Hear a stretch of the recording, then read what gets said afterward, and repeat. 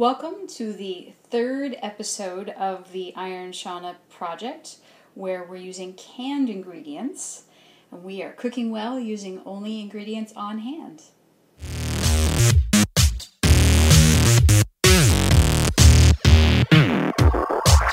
Okay, so I've shown you two other recipes using primarily canned ingredients. Again, I ran out of time and I haven't been out to this.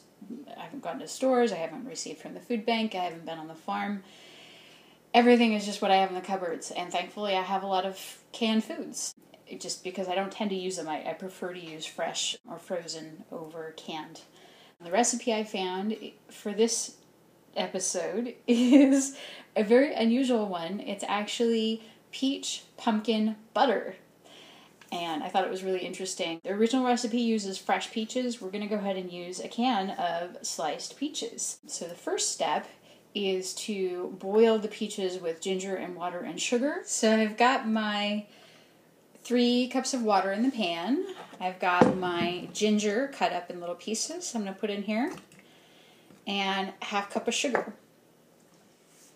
Okay, so I've got my pot with water, sugar, and ginger boiling over there on the stove, and that's going to go on for about 20 minutes. In the meantime, I am going to open my can of peaches because I will add them at the last minute.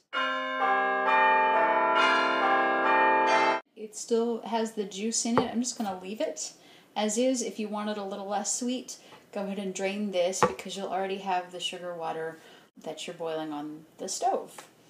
And what we'll do once it has boiled for about 20 minutes, we're going to put it through a strainer and just keep reducing that into a butter spreading consistency.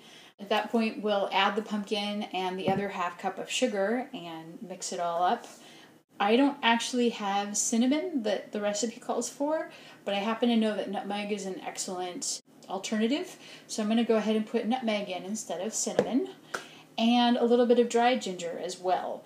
The pieces of ginger that are in the water right now, we're just cooking that to get the flavor. We're going to actually take the pieces out when we do the straining with the peaches.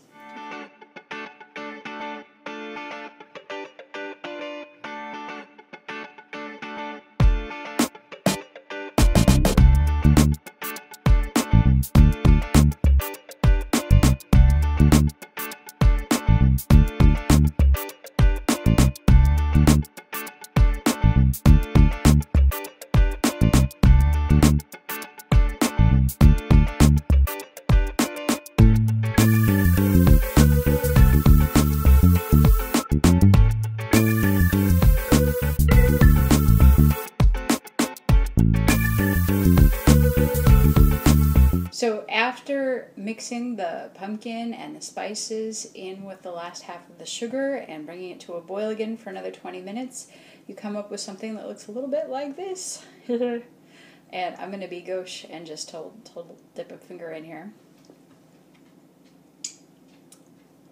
Nothing beats a taste test. The other way you can tell it's done is put a little bit on a plate, hold the plate up, and watch how it drips down. If it's slow and it looks thick, then you're probably done. If it runs, of course you can leave it in a little bit longer and just keep cooking until it gets thicker. And this made about 3 jars worth of this. And now I'm about to go clean the oven with my orange oil because I made a nice big bubbly mess over there.